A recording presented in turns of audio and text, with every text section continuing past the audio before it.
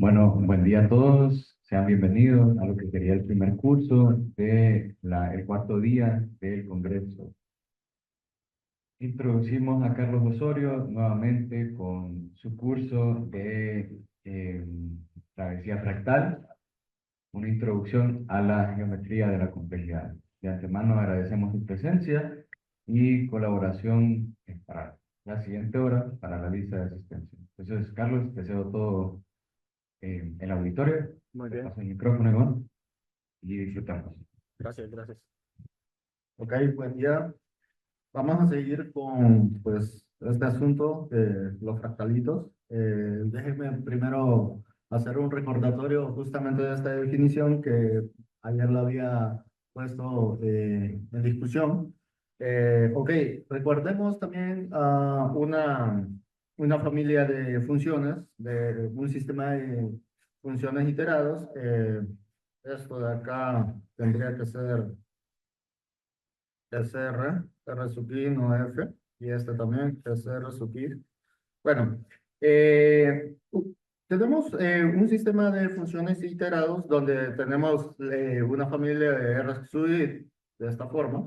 A ver, está sucediendo algo.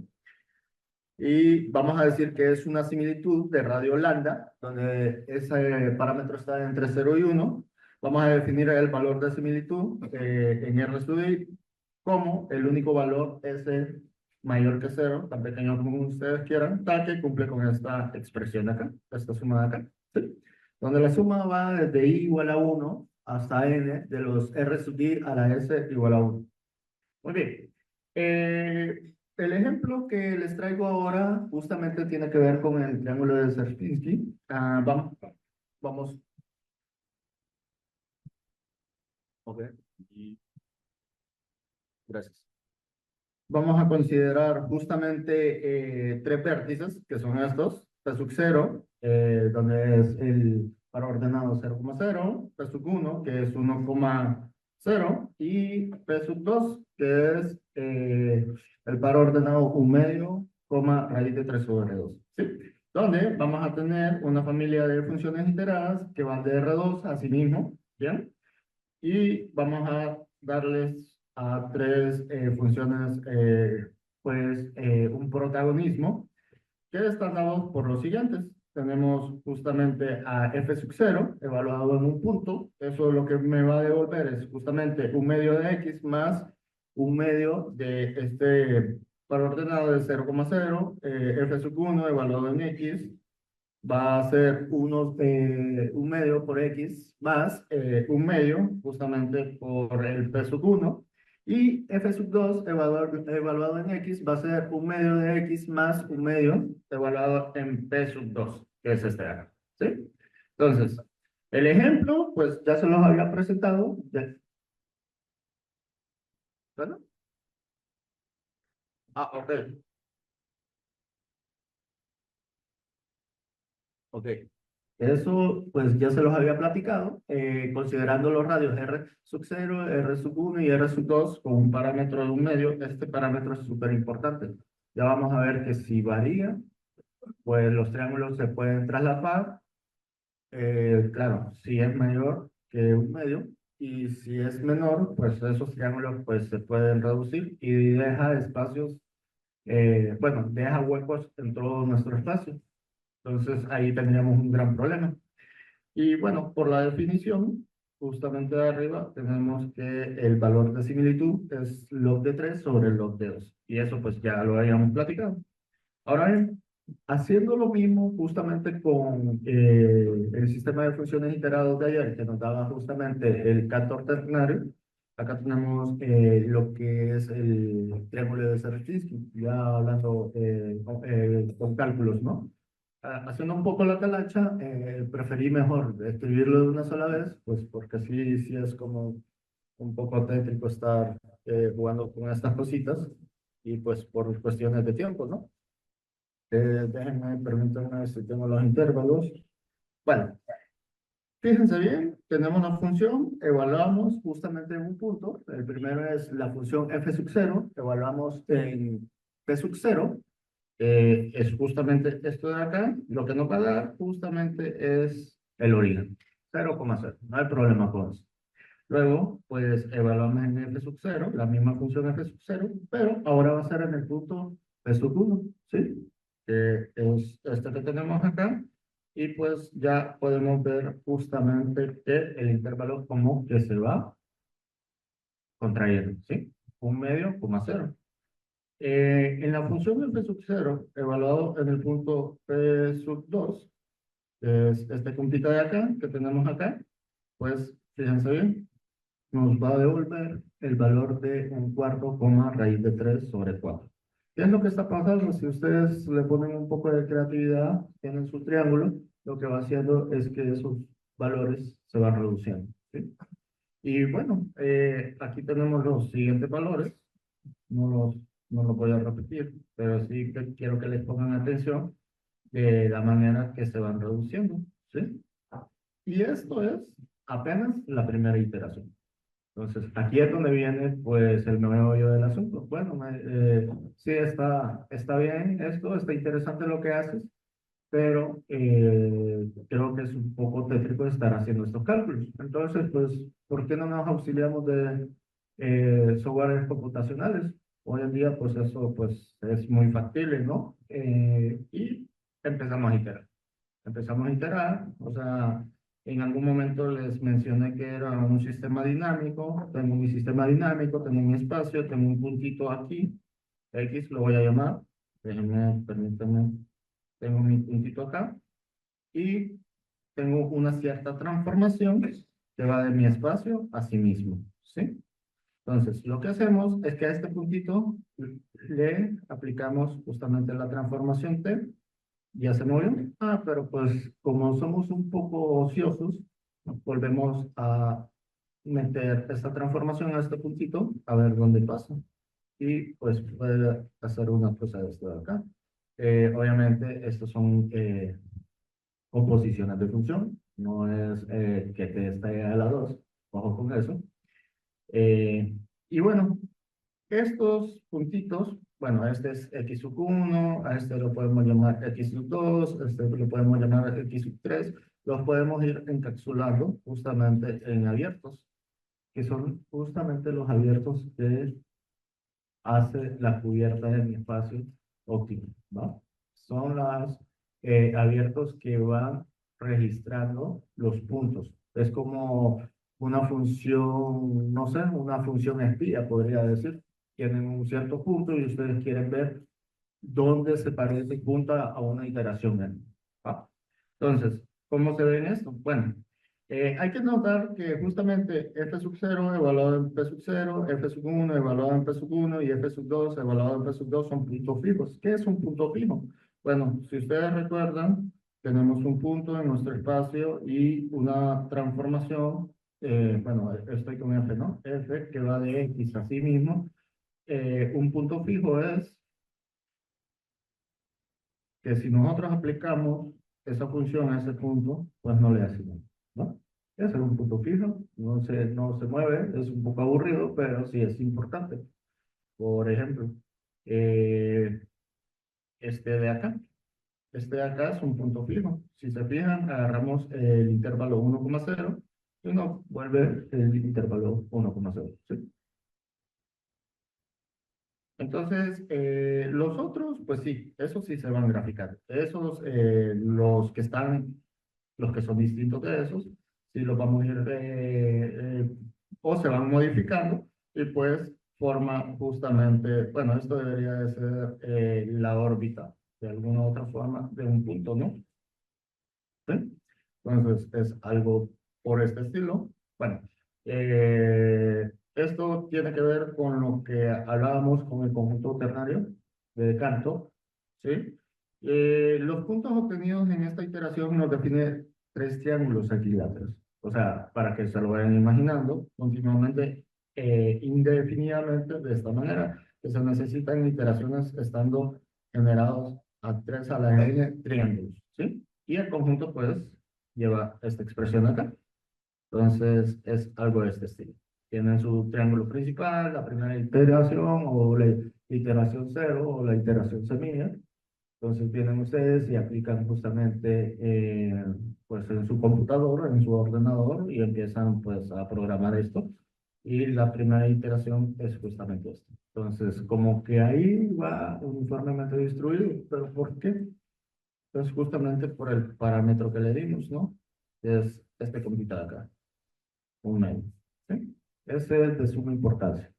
Ahora bien, la segunda iteración ya se vuelve un poco más ruda, ¿sí? Pero todavía está controlado. Nada más que por ahí viene una serie pues de cálculos que a veces sí pueden ser algo tediosos, pero no son nada complicados. Bien, vamos a considerar un ejemplo así súper, pues, bueno, del mismo ejemplo, pero mejor dicho, lo que podemos decir es que el valor de similitud del conjunto de Cantor, pues es este compa de acá y el de Sierpinski es este de acá. Si se fijan, pues es como el conjugado o algo así. Y pues también que existe un conjunto límite o un conjunto abstractor de estos combos, que era lo que les había estado tratando de explicar desde el principio. Bien, quiero hacer una proposición que es de suma importancia y de sumo valor.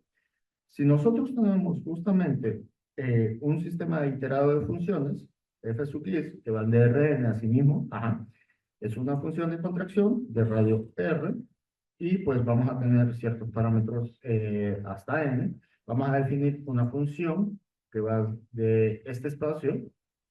Ojo con esto, recuerden que ese es un espacio de conjuntos, ¿sí? Nada más que van a ser de Rn. O sea, imagínense una familia de subconjuntos de Rn. Ah, ok. Entonces es como pensar un B que está metido en Rn. ¿Cómo son estas cosas? Pues ya saben, tiene n coordenadas o algo de ese estilo, que van a sí mismo. Ah, fíjense que pues lo que hacemos es como que solo mover nuestros conjuntos, de alguna u otra forma. ¿Y cómo lo hacemos? Bueno, tomamos un conjunto de ahí y pues lo que hacemos es que lo mandamos a la unión desde i igual a 1 hasta n de las funciones f sub i del mismo conjunto, ¿no? Entonces, lo que estoy haciendo acá es justamente que f1 va a actuar sobre e, unión F2 va a actuar sobre E, unión F3 va a actuar sobre E, y así continuamente hasta F sub n, que va a actuar sobre E, ¿sí? Entonces, es la cubierta que nos va a dar el óptimo para poder asignarle el valor al conjunto en sí, ¿no? Entonces, bueno, con el espíritu de matemático que tengo, pues no me quiero quedar en este mini curso sin dar una demostración así muy leve, muy fácil de entender. Entonces, ¿cómo se demuestra esto? Pues justamente lo que hay que hacer es que f es una contracción. ¿Se recuerdan de la función de la definición de contracción? Es que teníamos la distancia entre dos puntos y había un parámetro, un cierto parámetro, entre 0 y 1, y pues lo que teníamos que ver es que la imagen de esos dos puntos estaba por encima multiplicado por ese parámetro. ¿Va? ¿Sí se acuerdan de eso? Pero, ojo, ahora mis puntos que son conjuntos. Entonces estamos como que extrayendo un poco más la idea. En ese sentido, pues la demostración viene de esta manera. Tómense dos conjuntos, A y B, dividiendo en el espacio de estos conjuntos. Entonces, la distancia entre conjuntos, o sea, solo las platiqué, pero no la definimos como tal, pero sí se puede hacer distancia entre conjuntos. Así como podemos también hacer distancias entre comillas como pensamientos, ¿sí? Eh, entonces, ¿qué hacemos? La idea es justamente aplicar la función f en A y en B y ver sus distancias. Pero bueno, eso por definición es esto de acá, es la distancia de la unión desde i igual a 1 hasta n de la f sub i de A, y la unión desde i igual a 1 hasta n de los f sub i de B. Pero fíjense bien, esto viene por debajo del máximo de i, que está entre 1 y p, ajá, de la distancia entre la imagen de cada conjunto. ¿Sí se entiende hasta ahí? Si tienen preguntas, me pueden interrumpir, ¿va? Pero bien, esto, ¿qué significa? Esto simple y sencillamente va a ser igual al máximo de nuestro parámetro R sub i multiplicado por la distancia de A, B. Y hemos probado que justamente esto de acá es una contracción. ¿Sí? ¿Sí se entiende la idea? Bien.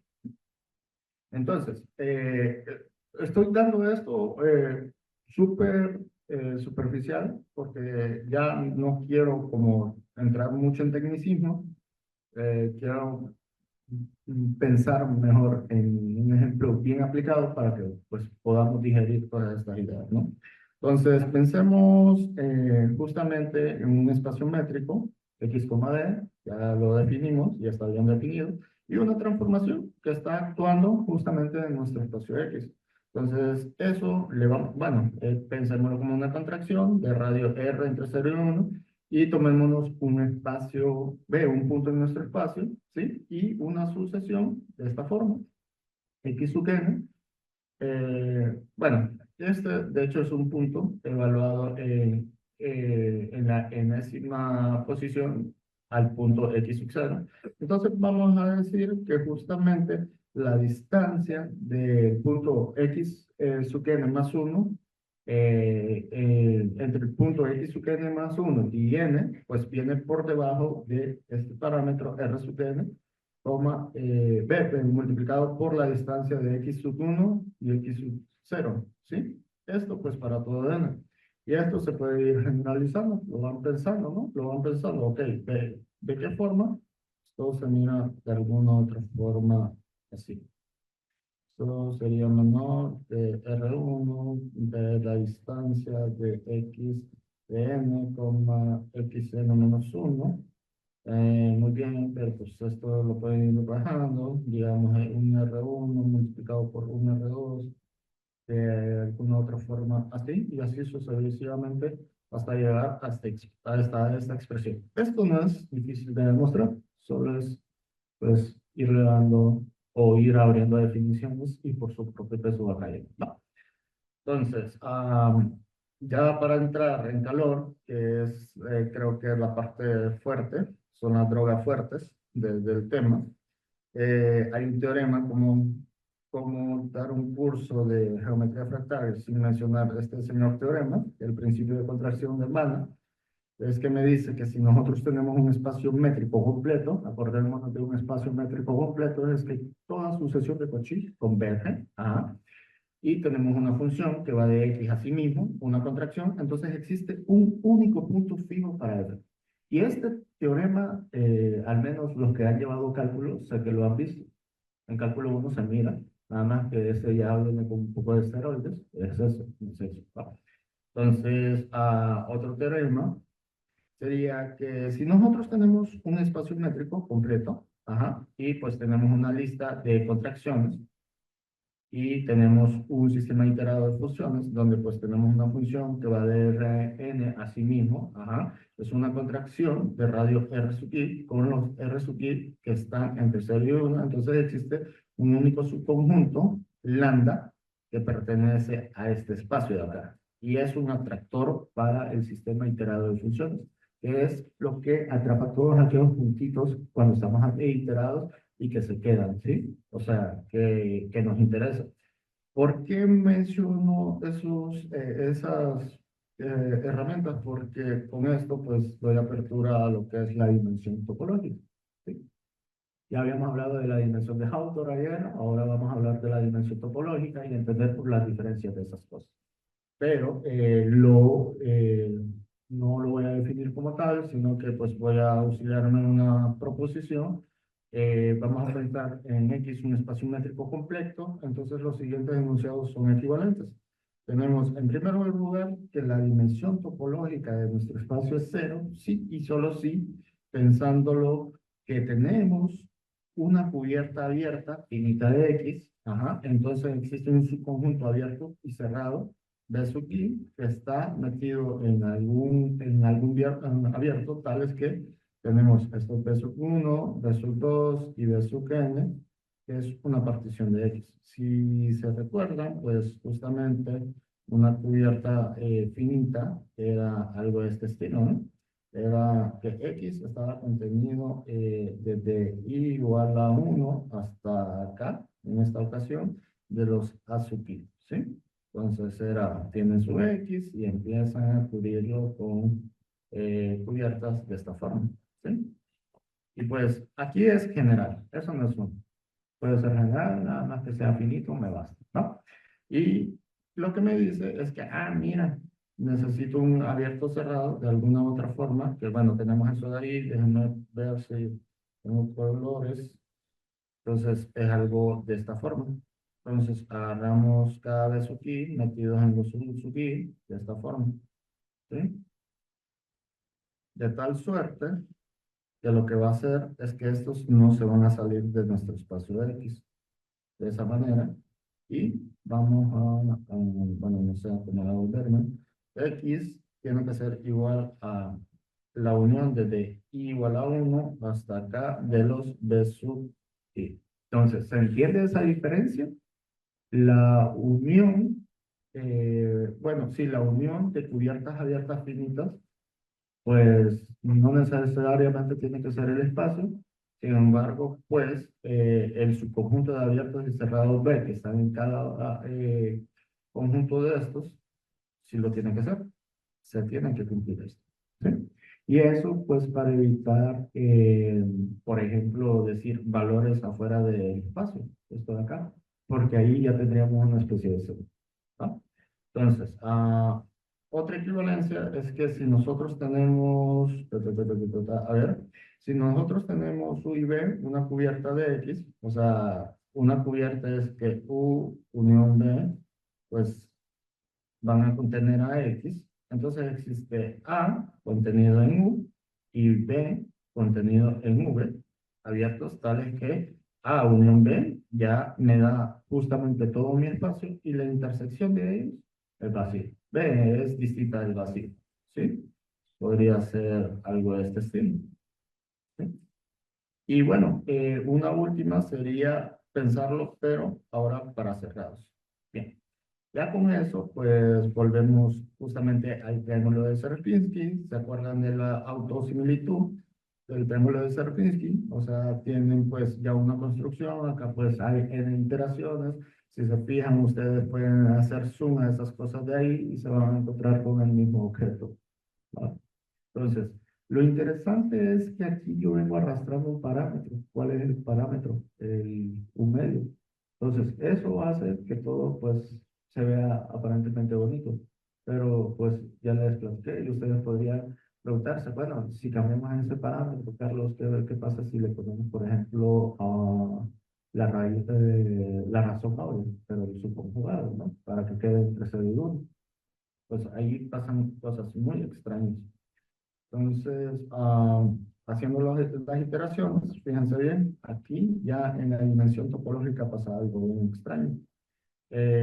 Tomamos dos puntos, medimos su distancia, esto viene siendo un medio, pero viene por debajo de 1 sobre raíz de 3, ¿sí? Haciendo pues uso justamente del sistema iterado de funciones, que se los vuelvo a mostrar por acá, donde estamos es este de acá, ¿no? Bueno, con sus definiciones bien cabalitas, que son estas de acá, ¿sí? Entonces ustedes pueden empezar a jugar con ese sistema de funciones iteradas. Pueden empezar a dar valores, o pues si ahí tienen tiempo, pues lo pueden programar, no es difícil, y pues ya le pueden meter una iteración de puntos, ¿va? Y pues lo pueden graficar, obviamente. Ya pueden sacar su fractalito sin problema, ¿va? El parámetro ya lo tienen. Y pues ahí sí se van a dar cuenta de muchas cosas y empiezan a experimentar, pues por cuestiones de tiempo, pues no lo vamos a hacer, ¿no? Entonces, un ejemplo que es bien así generalizado en la dimensión topológica es considerar el conjunto de los números racionales, ¿sí? Y vamos a pensar justamente en una vecindad de un punto racional, ¿sí? Y tomemos un punto real, donde ese real pues lo vamos a querer positivo, tal que la vecindad de ese punto está metido justamente en un abierto, donde la distancia un X sub i con P, pues donde ese X va a ser un racional, existe y pues, bueno, vamos a tener una existencia de otro parámetro R' sub 0 mayor que 0, que viene por debajo de R, y R' sub 0 va a ser distinto de la distancia de nuestro punto X sub i, P, para todo i. Entonces, la vecindad con radio R', centrada en P, y esto de acá se conoce como la frontera de nuestro conjunto. Es decir, que si el intervalo viene cerrado, ve, abierto, agarramos los extremos, los cerrados. Es justamente eso, ¿sí? Esto tiene que ser distinto del vacío, por lo tanto la dimensión topológica, no, perdón, no sé si estaba bien, tiene que ser igual al vacío como conjunto, y por lo tanto la dimensión topológica de Q es 0, ¿sí? Entonces, con esto, pues ya podemos entender el por qué la dimensión de Hauser y la dimensión topológica son distintas. Y es que acá pasa algo bien curioso. El conjunto de los números racionales son numerables, ¿cierto? Pero el conjunto de los números irracionales son no numerables. Y de hecho hay una noción de densidad que puedo decir que el conjunto de los números racionales, tomando su cerradura, me rellenan todo el conjunto de los números reales, ¿va? Entonces ahí sí entra lo que es fuertemente la teoría de la medida, pero solo lo menciono. Este ejemplo es de suma importancia pues para eso. Ahora bien, perdón, vamos a definir la dimensión de Hauser como esto de acá. Y lo voy a dejar hasta acá para digerir mejor esto. Vamos a decir que la dimensión de Hauser de un conjunto F va a ser el ínfimo de todos aquellos parámetros que van por arriba o pueden ser alcanzados a 0 de este compa de acá. Bueno, este sí lo voy a buscar para recordarlo bien.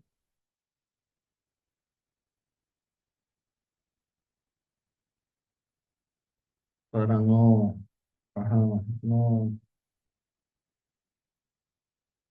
Recuerden que este, bueno, aquí ya lo definí con otra notación. Voy a ponerle así mejor. Este justamente, déjenme ponerlo así, con una delta cubierta. Se recuerdan que era justamente el ínfimo de todas aquellas sumas, de aquellas todas sumas que van desde i igual a 1 hasta infinito de los diámetros, y estamos hablando de los diámetros de cada subconjunto abierto, de esta forma, ajá, tales que estos puntitos de acá, ¿qué son? Son abiertos, ¿sí? Una familia numerable de cubiertas, una delta cubierta de F. Esta expresión de acá, pues, tiene mucho significado. Y pues lo que me está diciendo, mira, o sea, si las S vienen por, que este es infinito, debería de ser infinito. Déjenme ver si está media rara.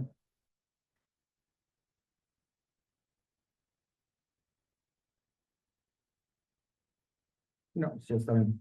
Entonces, fíjense bien, vamos a tener que el ínfimo de todos esos parámetros que están por encima de 0 o pueden lograr alcanzar 0, y que tales que, pues, este compa de acá, este ínfimo de acá alcanza 0, va a ser igual al supremo de todos estos parámetros de ese que vienen por encima, tales que este compa se va a infinito.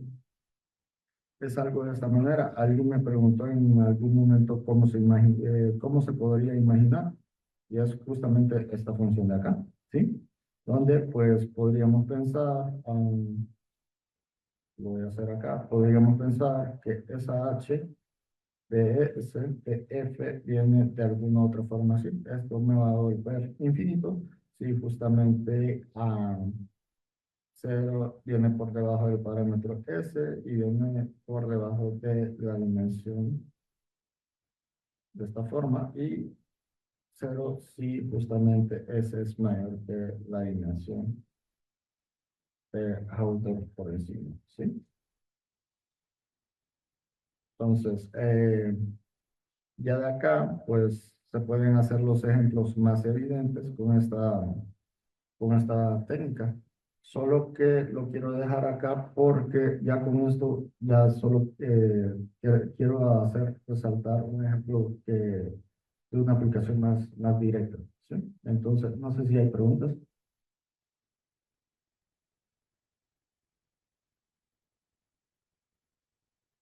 o están un poco más desorientadas.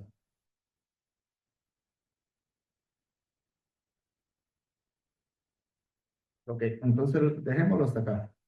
Siento que estamos todos un poco ya cansados y ya queremos ver los fractalitos. Sí. Bueno, gracias.